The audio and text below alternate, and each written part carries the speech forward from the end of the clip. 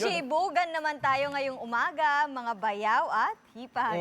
Gusto nyo rin ba ng steak para sa mga espesyal na okasyon? Nako, sa isang steakhouse sa Quezon City, Binibining, France, kakaiba raw ang style ng pagluluto ng karne. Puntahan natin ang kasama ang pambansang good boy na si Mon Gualvez. Good morning, Sir Mon! Ay, nako, napakasarap naman ang aga-aga. Nakakatakam kagad yung pinapakita natin. Good morning, Bayaw. Good morning, France.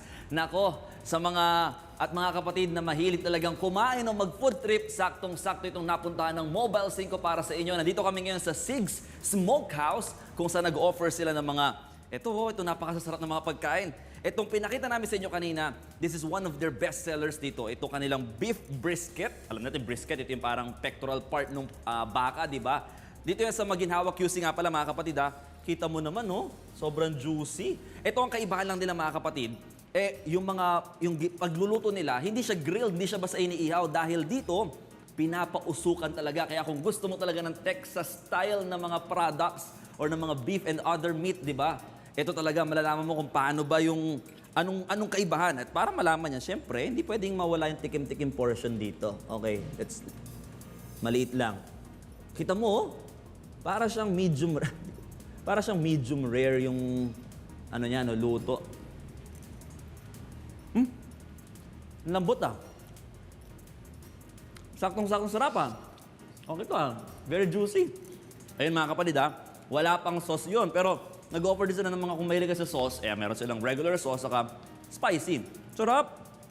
Meron din silang smoked chicken at itong pulled pork.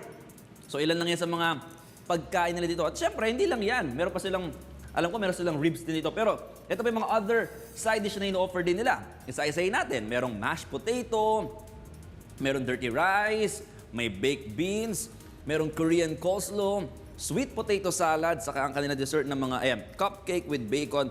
At itong mga local crafted beer. Bayaw, daming beer dito. Alright, pero eto mga kapatid isa sa secret nga nila ay yung pagluluto nga na through smoke. Talagang low heat lang, mahina lang yung apoy, pero yung sa smoke talaga para mas lasang-lasa talaga yung, mas lalabas talaga yung tender, yung juicy portion ng beef, no?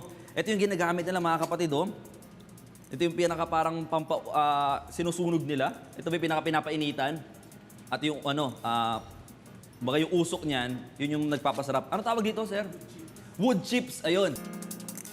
Ayos naman ako dito, Bayaw. Good morning ulit sa'yo at good morning mga kapatid. Nako, hindi ko na talaga tinigilan itong paglantak sa beef brisket na talagang napakalambot talaga. Tsaka malasa, in fairness. Eto, dito pa rin kami ngayon sa Sigs Smokehouse sa Maginhawa, Quezon City. At maganda, ikukwento sa atin ngayong umaga ni Chef Luz Galang kung paano ba proseso nila sa paggawa o pagluto ng kanilang mga products. Good morning, Chef. Good morning, good morning. Dito mga kamayan. Fist bump. Fist bump. Yeah. Okay. Okay. Chef, paano lang ba yung process? Bakit ganong kalasa yung pinaka-beef sa kalambot-lambot niya talaga? Okay, ang una namin ginagawa, so ito yung beef brisket na hilaw.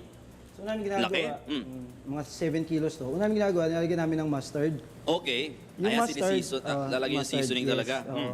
Tapos yung mustard, para din kapitan lang nung dry rub namin, tsaka pang tenderize na rin nung sarap. baka. So, ganyan lang. Yung beef brisket, yan talaga, yung brisket part ng beef, yan talaga yung pinakamalaman no? Malaman sa dibdib ng Oo, baka. sa dibdib ng baka. So, pag meron na siyang meron ng mustard pala, Okay. nalagyan na namin yung rub namin. Yung rub namin, ano yung pinaka salt, laman pepper, ng rub ninyo? salt, Okay. pepper, tsaka hanggang doon na lang.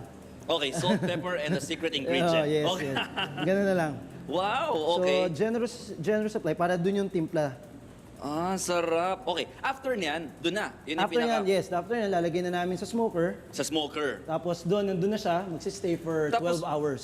12 hours. 12 hours. Okay, tapos ang pakita ko doon, yun nga, pinakita natin kanina sa first part natin, is meron kayong ginagamit na wooden chips? Yes, we use oak wood chips. Wood chips, okay. Oak wood chips para pang flavor dun sa karne. So, ang nangyayari, pag niluto namin sa smoker for 12 hours, yung smoke, mag-i-impart ngayon ng flavor dun sa meat. Okay. And dun nakukuha yung lasa. Plus, syempre, yung rub Talagang- na nilagay namin. Oo, puro usok lang pala talaga. Yes, usok. Tapos, low heat. Ang temperature na ginagamit namin nagre-range from 250 Fahrenheit to 275 degrees mahina Fahrenheit. lang. Mahina lang.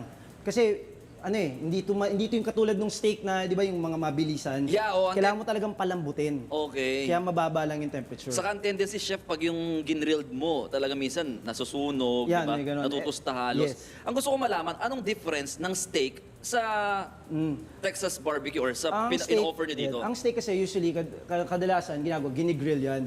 So ang grilling, high heat, tas mabilis. Okay. Ang Texas style barbecue, yung ginagawa namin is low and slow.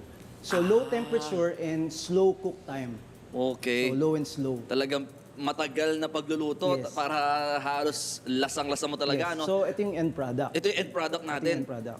Ito gusto ko malaman, meron kang kinukwento sa akin kanina, chef, na smoke ring. Ano yung tsura nun? Sige nga, ikaw nga mag-ano nito. So ang smoke ring, Okay. ito yung nagiging lumalabas na red na Oo, ayan, merong red portion. red okay. portion around dun sa meat. Sa gilid, oo. Yes. So, Baka isipin nila parang hilaw pa yung meat. yun, o nga, yun yung madalas sa amin tanong. Mm. Ba't daw, paluto pa daw, pa well Oo, baka done. akala nila, well oo. done. So, ang in-explain namin, yun po yung reaction ng smoke dun sa karne. Kaya nagkakaroon ng smoke ring. Yun ang pinagkaiba ng grilling din sa smoke, sa Okay. smoking Texas style barbecue. Kasi when you smoke the meat, it imparts a red color around it. Okay. Dun malalaman na properly smoked yung karne. Ah, okay. O sige, baka gusto nung malaman din nila, syempre, alam natin pag mga steakhouse or mga beef na in-offer natin, baka mahal. Magkano ba yung price Ang nito? average price namin dito is 250 to 300 Gaano per kalaki yun? person. Ganito kalaki? Yan, hindi. Mga Ayun. ano na yun, 100 grams na yun. Okay, not bad. 100 grams Mabigat na yun. na rin. 100 grams na yun.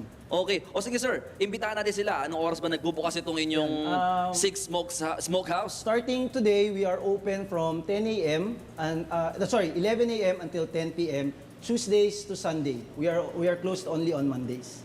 Syempre pahinga. Alright. O sige, nako. At question ko lang, kasi ganyan 7 kilos to. No? Ito lumiit na siya. Lumiit ito na. magiging itsura niya after? Yes, ito yung itsura niya. So, ito yung bark na tinatawag niyan. Ito yung Okay. resulta, kaya may spices, ganyan. So, tawag namin dyan bark. Okay. So pwede pala, Magiging no? mga 5 kilos na lang yan pag naluto. Ito pala effective pala yung pampapayat, no? Uusukan ka lang. Liliit ka na. Oo nga, liliit ka rin. Alright, sige. Nako, titikman pa namin pa nitong iba pa mga products sila dito, ha? Tatakamin lang namin kayo, pero pwedeng bisitahin ng mga, lalo na yung mga naghahanap ng mga kakaiba, talagang authentic na mga barbecue, no? Yes. Texas barbecue. Alright, so yan muna pinakauli action ng Mobile 5. Balik sa studio. Be sure to come back. Use 5 everywhere. Copyright 2016.